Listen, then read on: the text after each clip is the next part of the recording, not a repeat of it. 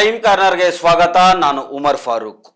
ಇಷ್ಟು ದಿನ ಹಿಜಾಬ್ ಆಯಿತು, ಆಜಾನ್ ಆಯಿತು, ಹಲಾಲ್ ಆಯಿತು. ಈಗ ಬೆಂಗಳೂರಲ್ಲಿ ಹೊಸ ಟ್ರೆಂಡ್ ಶುರುವಾಗಿದೆ.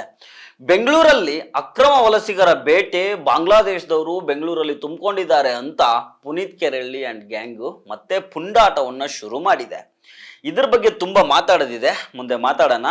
ಆದರೆ ಅದಕ್ಕೂ ಮೊದಲು ನೀವಿನ್ನೂ ನಮ್ಮ ಚಾನಲನ್ನು ಸಬ್ಸ್ಕ್ರೈಬ್ ಮಾಡಿಲ್ಲ ಅಂದರೆ ದಯವಿಟ್ಟು ಸಬ್ಸ್ಕ್ರೈಬ್ ಮಾಡ್ಕೊಳ್ಳಿ. ಹಾಗೆ ಈ ವಿಡಿಯೋವನ್ನು ಕೊನೆ ತನಕ ಮಿಸ್ ಮಾಡದೆ ನೋಡಿ. ವಾರ್ತಾ ಭಾರತಿ ಆ ನಾಯಿ ನನ್ನ ಮಗ ಹೇಳ್ತಾನಲ್ಲ, ಅವನು ಏನ್ ಹೇಳ್ತಾನೆ? ಏನ್ ಹೇಳ್ತೀಯ ನೀನು? ಪುನೀತ್ ಕೆರೆಹಳ್ಳಿ ಯಾರು ಕೇಳಲಿಕ್ಕೆ? ಇದು ನಿಮ್ಮ ಅಪ್ಪನ ದೇಶ ಅಲ್ಲ, ನಮ್ಮ ಅಪ್ಪನ ದೇಶ. ನಿಮ್ಮ ಅಪ್ಪಂದಲ್ಲ ಕಣಲ್ಲ ವಾರ್ತಾ ಭಾರತಿ. ಪುನೀತ್ ಕೆರೆಹಳ್ಳಿಯ ಪುಂಡಾಟಿಕೆ ಮತ್ತೆ ಜಾಸ್ತಿ ಆಗಿದೆ. ಬೆಂಗಳೂರಿನಲ್ಲಿ ಅಕ್ರಮ ವಲಸಿಗರು ತುಂಬಿಕೊಂಡಿದ್ದಾರೆ ಅಂತೇಳಿ ಸಿಕ್ಕವ್ರ ಮನೆಗೆ ಹೋಗಿ ಡಾಕ್ಯುಮೆಂಟ್ಸ್ಗಳನ್ನು ಚೆಕ್ ಮಾಡ್ತಾ ಇದ್ದಾನೆ. ಅಲ್ಲ, ಅಷ್ಟಕ್ಕೂ ಇವನ್ ಯಾರು ಅನ್ನೋದು ನನ್ನ ಪ್ರಶ್ನೆ. ಯಕಶ್ಚಿತ್ ಒಬ್ಬ ಕ್ರಿಮಿನಲ್ ಇವನು. ಹಿಂದೆ ಇವನ್ ಮೇಲೆ ಪಿಂಪ್ ಕೇಸ್ ಇತ್ತು. ಒಬ್ಬ ಅಮಾಯಕನ ಕೊಲೆ ಪ್ರಕರಣದಲ್ಲಿ ಆರೋಪಿ ಇವನು. ಜಾಮೀನಿನ ಮೇಲೆ ಹೊರಗಡೆ ಓಡಾಡ್ಕೊಂಡಿದ್ದಾನೆ. ಇಷ್ಟರ ತನಕ ಸೋಷಿಯಲ್ ಮೀಡಿಯಾ ಕೂಡ ಯೂಸ್ ಮಾಡಂಗಿಲ್ಲ ಅಂತ ಇವನ್ ಮೇಲೆ ನಿರ್ಬಂಧ ಹಾಕಲಾಗಿತ್ತು. ಕೆಲವು ತಿಂಗಳುಗಳ ಹಿಂದೆ ಪೊಲೀಸ್ ಡಿಪಾರ್ಟ್ಮೆಂಟ್ ಇವನಿಗೆ ಸರಿಯಾಗಿ ಗೂಟ ಕೂಡ ಹೊಡೆದಿತ್ತು. ಈಗ ನೋಡಿದ್ರೆ ಇವನು ಮತ್ತೆ ಚಿಗುರ್ಕೊಂಡಿದ್ದಾನೆ. ಅದೇ ಸೋಷಿಯಲ್ ಮೀಡಿಯಾ ಬಳಸ್ಕೊಂಡು ಸಮಾಜದಲ್ಲಿ ಶಾಂತಿ ಕದಡ್ತಾ ಇದ್ದಾನೆ.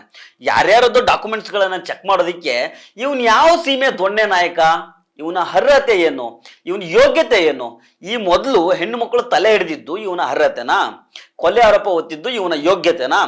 ಯಾರ್ರಿ ಇವನು? ಆಫ್ಟರ್ ಆಲ್ ಒಬ್ಬ ಕ್ರಿಮಿನಲ್. ಕೇಸ್ ಮೇಲೆ ಕೇಸ್ ಹಾಕ್ಸ್ಕೊಂಡಿರೋ ಸಮಾಜ ಘಾತುಕ ಇವನು. ಯಾರು ಡಾಕ್ಯುಮೆಂಟ್ಸ್ ತೋರಿಸಿ ಅಂತ ಕೇಳೋದಿಕ್ಕೆ? ಅಂದ್ರೆ ನಮ್ಮ ಕರ್ನಾಟಕದಲ್ಲಿ ಸರ್ಕಾರ ಪೊಲೀಸ್ ಡಿಪಾರ್ಟ್ಮೆಂಟು ಸತ್ತೋಗ್ಬಿಟ್ಟಿದ್ಯಾ? ಒಂದು ಸರ್ಕಾರ ಡಿಪಾರ್ಟ್ಮೆಂಟ್ಗಳು ಮಾಡಬೇಕಾದ ಕೆಲಸವನ್ನ ಈ ಕೆರೆಹಳ್ಳಿ ಮಾಡ್ತಾನಂದ್ರೆ ನಮಗೆ ಸರ್ಕಾರ ಯಾಕೆ ಬೇಕು? ಪೊಲೀಸರು ಯಾಕೆ ಬೇಕು? ಕಾನೂನು ಯಾಕೆ ಬೇಕು? ಎಲ್ಲನೂ ಅವನಿಗೆ ಕೊಟ್ಬಿಡಿ. ನಾನು ಈ ಮೊದಲು ಇಂತಹ ಸೀನ್ಗಳನ್ನ ಉತ್ತರ ಕೊರಿಯಾದಲ್ಲಿದೆ ಅಂತ ಯಾವುದೋ ಒಂದು ಡಾಕ್ಯುಮೆಂಟ್ರಿಯಲ್ಲಿ ನೋಡಿದ್ದೆ. ನಮ್ಮ ಬೆಂಗಳೂರು ಕೂಡ ಆ ಕಿಮ್ ಜಾಂಗ್ ಉನ್ನ ಉತ್ತರ ಕೊರಿಯಾ ರೀತಿ ಆಗಿದೆ ಅಂತ ಅನಿಸ್ತಾ ಇದೆ. ಉತ್ತರ ಕೊರಿಯಾದಲ್ಲಿ ಮಾರಲ್ ಪೊಲೀಸಿಂಗ್ ಇದೆ. ಅಲ್ಲಿ ಜನರನ್ನ ಕಂಟ್ರೋಲ್ ನಲ್ಲಿ ಇಟ್ಕೊಳ್ಳೋದಿಕ್ಕೆ ಮಫ್ತಿಯಲ್ಲಿ ಓಡಾಡ್ತಾ ಇರ್ತಾರಂತೆ. ಪುನೀತ್ ಕೆರೆಹಳ್ಳಿದು ಸಹ ಅಂತದೇ ಡಿಕ್ಟೇಟರ್ಶಿಪ್ ಆಯ್ತಲ್ಲ. ಸಾಲದಕ್ಕೆ ಇವನ್ ಮಾಡ್ತಿರೋ ಪುಂಡಾಟಗಳನ್ನ ಪ್ರಶ್ನೆ ಮಾಡಿದ್ದಕ್ಕೆ ವಾರ್ತಾ ಭಾರತಿ ಮಾಧ್ಯಮಕ್ಕೆ ಅವಾಚ್ಯ ಪದಗಳಿಂದ ಬಾಯಿ ಬಂದಂಗ್ ಬೈದು ವಿಡಿಯೋ ಮಾಡಿ ವೈರಲ್ ಮಾಡ್ತಾನೆ. ವಾರ್ತಾ ಭಾರತಿ ಆ ನಾಯಿ ನನ್ನ ಮಗ ಹೇಳ್ತಾನಲ್ಲ, ಅವನು ಏನ್ ಹೇಳ್ತಾನೆ? ಏನ್ ಹೇಳ್ತೀಯ ನೀನು? ಪುನೀತ್ ಕೆರೆಹಳ್ಳಿ ಯಾರು ಕೇಳಲಿಕ್ಕೆ? ಇದು ನಿಮ್ಮ ಅಪ್ಪನ ದೇಶ ಅಲ್ಲ, ನಮ್ಮ ಅಪ್ಪನ ದೇಶ. ನಿಮ್ಮ ಅಪ್ಪಂದಲ್ಲ ಕಣಲ್ಲ ವಾರ್ತಾ ಭಾರತಿ.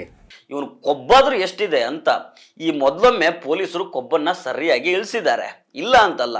ಈಗ ಮತ್ತೆ ಚಿಗುರ್ಕೊಂಡಿದ್ದಾನೆ. ಒಂದು ಮಾಧ್ಯಮಕ್ಕೆ ಬೈತಾನಂದ್ರೆ ಎಷ್ಟರ ಮಟ್ಟಿಗೆ ಕೊಬ್ಬಿರ್ಬೇಕು ಇವನಿಗೆ. ನನಗೆ ಇವನು ಮಾತಾಡಿರೋದ್ರಲ್ಲಿ ಅಷ್ಟೇನು ಆಶ್ಚರ್ಯ ಅಂತ ಅನಿಸ್ಲಿಲ್ಲ. ಎಷ್ಟಾದ್ರೂ ಹರಕ್ ಬಾಯಿ ಮಾತುಗಳು ಬಂದೇ ಬರ್ತವೆ. ಚರಂಡಿಯಲ್ಲಿ ಗಬ್ ನೀರು ಬರದೆ ಕುಡಿಯೋ ನೀರು ಬರುತ್ತಾ ಅನ್ನೋ ಕಾಮನ್ ಸೆನ್ಸು ನಮಗೂ ಇದೆ, ಇಲ್ಲ ಅಂತಲ್ಲ. ಆದ್ರೆ ಇಲ್ಲಿ ಬೇರೆ ಮಾಧ್ಯಮಗಳ ಬಗ್ಗೆ ಆ ಮೌನ ಇದೆಯಲ್ಲ, ಅದನ್ನ ಪ್ರಶ್ನೆ ಮಾಡ್ಬೇಕಾಗುತ್ತೆ. ಪುನೀತ್ ಕೆರೆಹಳ್ಳಿ ಅನ್ನೋ ಒಬ್ಬ ಗೂಂಡ ಒಂದು ಮಾಧ್ಯಮಕ್ಕೆ ಅವಾಚ್ಯ ಪದಗಳಿಂದ ಬೈದಿದ್ದಾನೆ. ಆದ್ರೂ ಬೇರೆ ಮಾಧ್ಯಮಗಳು ಇದರ ಬಗ್ಗೆ ಮಾತಾಡ್ತಾನೆ ಇಲ್ಲ. ಈ ಮೊದಲು ದರ್ಶನ್ ಯಾರೋ ಒಬ್ಬ ರಿಪೋರ್ಟರ್ಗೆ ಏನ್ರಿ ಮೀಡಿಯಾ ಅಂತ ಬೈದಿದ್ದನ್ನ ಹಿಡ್ಕೊಂಡು ಸರಿಯಾಗಿ ಬ್ಯಾಂಡ್ ಬಜಾಯಿಸಿದ್ರಿ ಅವರಿಗೆ. ದರ್ಶನ್ ತಿಂದಿದ್ದು, ಕುಡ್ದಿದ್ದು, ಕಕ್ಕಿದ್ದು, ಕಕ್ಕ ಮಾಡಿದ್ದು ಎಲ್ಲಾನು ಹಿಡ್ಕೊಂಡು ಕೂತ್ಕೊಂಡ್ರಿ. ಪಾಪ ಮನುಷ್ಯನಿಗೆ ನೆಮ್ಮದಿಯಿಂದ ನಿದ್ದೆ ಮಾಡೋದಿಕ್ಕೂ ಬಿಡ್ಲಿಲ್ಲ. ದರ್ಶನ್ ಬೈದ್ರೆ ನಿಮ್ಗೆ ಅಡಿಯಿಂದ ಮುಡಿ ತನಕ ನೋವಾಗ್ಬಿಡುತ್ತೆ. ಆದ್ರೆ ಪುನೀತ್ ಕೆರೆಹಳ್ಳಿ ಒಂದು ಮಾಧ್ಯಮಕ್ಕೆ ಬೈದ್ರೆ ನಿಮಗೂ ಅದಕ್ಕೂ ಸಂಬಂಧ ಇಲ್ಲ ಅನ್ನೋ ತರ ಇರ್ತೀರಾ? ನಿಮ್ಮಂತ ನಾಚಿಕೆಗಟ್ಟವರು ಈ ಜಗತ್ನಲ್ಲಿ ಹುಡುಕಿದ್ರು ಸಿಗ್ಲಿಕ್ಕಿಲ್ಲ. ಈ ಮಾಧ್ಯಮಗಳ ಹಣೆಬರ ಗೊತ್ತಿದೆ ಬಿಡಿ, ಅವೆಲ್ಲ ಗೋಧಿ ಮಾಧ್ಯಮಗಳು ಅಂತ ಈಗಾಗಲೇ ಎಲ್ಲ ಜನ ಮಾತಾಡ್ಕೊಳ್ತಾ ಇದ್ದಾರೆ. ಪ್ರಶ್ನೆ ಮಾಡಿ ಪ್ರಯೋಜನ ಏನೂ ಇಲ್ಲ. ಆದ್ರೆ ಈ ಸರ್ಕಾರಕ್ಕೆ ಏನಾಗಿದೆ? ಇವರ ಮುಖ್ಯ ಪ್ರಣಾಳಿಕೆ ಏನಾಗಿತ್ತು? ರಾಜ್ಯವನ್ನ ಸರ್ವ ಜನಾಂಗದ ಶಾಂತಿಯ ತೋಟ ಮಾಡ್ತೀವಿ ಅಂತ. ಆದ್ರೆ ಈ ಸರ್ಕಾರ ಮಾಡಿದ್ದೇನು?